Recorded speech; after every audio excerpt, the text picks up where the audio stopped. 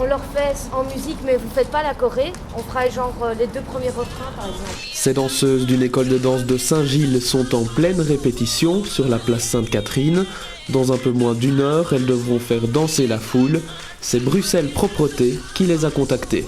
Anissa est prof de danse à Saint-Gilles depuis 4 ans. Les pas sont tournés vraiment sur des mouvements de nettoyage, genre je balaye, je fais les vitres et on va essayer d'expliquer ça aux gens, voilà, pour un petit peu sensibiliser au travers d'une activité artistique. Sensibiliser, c'est le mot d'ordre de cette journée.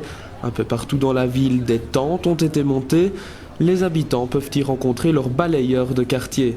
Pour Olivier et Stéphane, c'est une journée comme les autres. Ils ont commencé à travailler très tôt. C'est comme une guerre, quoi.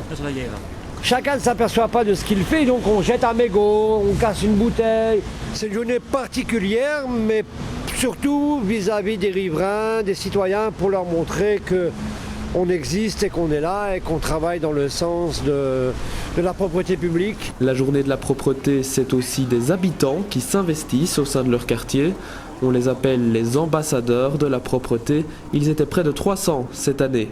Karine Lalieu est l'échevine de la propreté publique de la ville de Bruxelles. Depuis 4 ans, on fait un appel aux ambassadeurs de la propreté. Donc c'est des habitants qui s'intéressent à la propreté publique, qui s'inscrivent comme ambassadeurs et qui nettoient leurs trottoirs, qui sollicitent leurs voisins, qui mettent une affiche et qui parlent de propreté publique, mais qui distribuent aussi ce qu'on a fait faire. C'est des petits cendriers de poche, c'est important pour les fumeurs, des petites éponges et des flyers, les 7 gestes d'or de la propreté publique pour que les gens, ils aient toujours ça sur eux pour penser à la propreté au quotidien. Malgré la pluie, les danseuses de Saint-Gilles ont mis l'ambiance sur la place Sainte-Catherine.